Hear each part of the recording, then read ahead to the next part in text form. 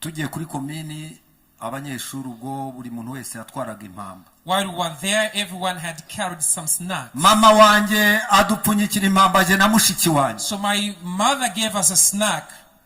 Bati muririrwayo ndabizi muze kurya mutagera hano mumeze nabi. So I know that you spend the whole day there, you and your wari sister. muto rero murabizi abantu ko baba bameze impamba bari jyijyana. I was younger and I'm the one who carried the snack. Turagenda dukora ibirori birarangira. So we went and celebrated, partied, and it was over. Ndebye aho mushiki wanjye ari ndamubura. When I tried to look for my sister, I couldn't find her. Abandi bana bari bajyanye impamba barambwira bati gwabuze mushiki wawe wenda yatashye ngo no tujye kwirira. Other kids who had carried snacks as well, they told me, let's go and eat. Ndibuka ibyo biryo sinshobora kubyira kuko byangiye mu mutwe byari ibijumba n'ibishyimbo n'amavuta. I remember the food we carried to us. Turabirya birarangira. So we ate the food and it was finished. Gwari hafi saa 7 saa 8. It was around 1 or 2 nje kubona mbona mushiki wanjye antungutseho ameza. All of a sudden my sister came to me weary and hungry. Arambwira ati napfuye nakubuza inzara yanyishe. And he said, I'm extremely hungry, I need some food. Jya kuzana impamba tujye kurya. So please go and get the food so that we may eat.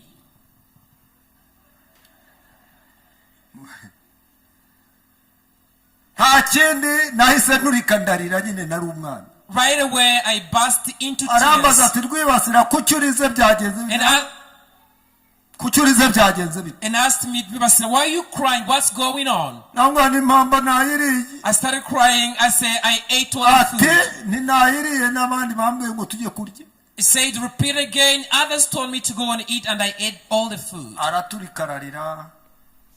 Nubwo yaretse ngo musobanurire yazanirajwe arebye uko mushiki wanjye ameze azabirangwa n'uburakari ati inkoni hari amwereke. She couldn't let me explain. She can't me beat. Jama hasi nkwereke. So lie down, I'm going to show you. Ndaryama maze arakubita. I lay down and she caned me seriously.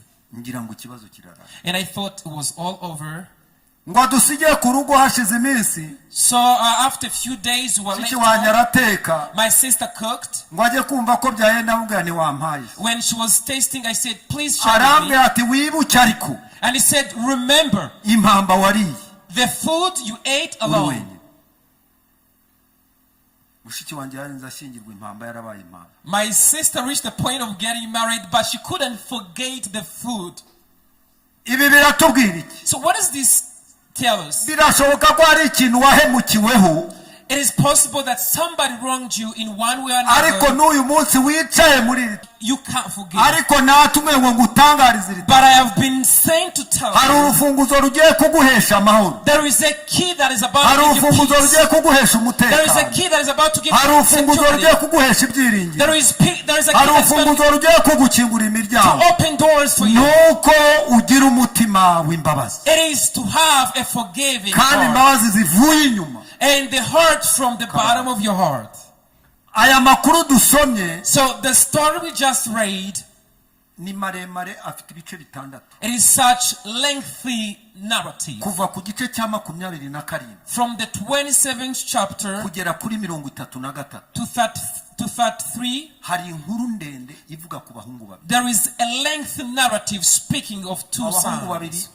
Ni muza kubikurikira ndaza kubasaba muze gusoma iyo nkuru mutashye. Aba bana barezwe n'ababyeyi bamwe. They were brought up by the same parents. Bakura batyo bameze neza. Grew up peacefully. Ariko ngo bamare gusoreka. But once they had grown up. Umwe ahemukira mwene se. One cheated his brother. Ikintu yamukoreye kimurema mu ruguma rutashize. And what he did created such a wound in the heart. Ndimo mvuga birashoboka rwose. While I'm saying this, it's possible. Hari umuntu waba yaraguhemukiye. There could be somebody who akaguteza n'imyangaro reka muresho. Somebody who messed your life up. Ariko natumwe ngo ngubwire. But I've been sent to tell you. Imana ashaka kumubabarira. God wants you to forgive that person. Imana ashaka kumubabarira. God wants you to forgive that person. Esau yakoze iki? So what did Esau do? Yaragiye ariganya mwene se umurage w'umugisha. He went and cheated his brother. Muri Isirayeli umwana w'imfura mukuru wanditswe ku murongo wa 27 w'igice cya 27 kugeza kuri 29. Let me read it for you in Genesis 27:27. Aramwegera aramusoma She drew close to her and kissed him yumva impumuro y'imyambaro ye and felt the scent of his clothes amuhesha umugisha ati and blessed him, saying, impumuro y'umwana wanjye the scent of my son imeze nk'iy'umurima w'Uwiteka is like the field of the Lord. yahaye umugisha. He blessed. nuko Imana iguhe ku kime kiva mu ijuru So may God give you from the no dew ku from mwero heaven w'ubutaka n'imyaka y'impeke and the crops and the harvest of the field, ndetse myinshi. abundance. amoko azagukorere, Nations will serve you. amahanga azakwikubita imbere, Countries will bow before you. utware bene so na bene nyoko. You will govern your siblings. Yakobo ise amaze gusaza, So when Jacob's father was old, Isaka Isaac,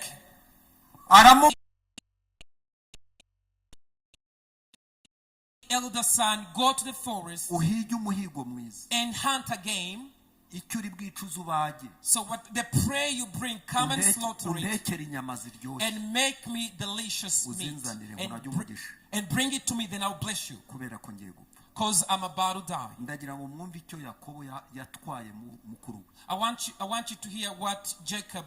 Aragenda ajya mu ishyamba agira n'amakuba yirirwayo ataragira icyo afatira. He went to the forest and spent the whole night. kumbi murumuna we yabyumvise na nyina. And the brother had that, and the mother. Nyina aramubwira ati nda mwana wanjye uwo mugisha uwitwarire. The mother said, let's Fata divide. ihene hariya cyangwa intama. Go get a goat or a sheep. Uyiba- Went and knelt down Iruhande rwa muzehe. right beside the father Amubwira ati nyama nazize. and said, Father, here is the meat. Isara abanza mushidikanyaho. The father was a little skeptical, Ariko ageze aho nyina arabikora. but reached a point and blessed him Amuramburaho ikiganza. and stretched a hand over him Amubwira aya magambo. and said these words. Amubwira ati abanzi ntibazaguhagarara imbere. The enemies will not stand before you. Uzajya ubona ikime kivuye mu ijuru. So get the dew from heaven. Imana izaguhaze ku myaka y'ubutaka n'iy'impeke. God will give you the crops of your Imana fields. izirukana abanzi bawe mu maso yawe. God will drive the enemies in your Abantu sight. bose amahanga azagukorera n'andi azaguhakweho. May the nations and countries serve you. Arafunika amuraga umugisha. And then he uttered a Uyu blessing. munsi nagiye muri Isirayeli. I went to Israel. Nta butaka buriyo nta n'ibyatsi biriyo. There is no good land, Ariko fertile icyo land. bahinze cyose But whatever they kiramera plant, kikera kikarumba. it's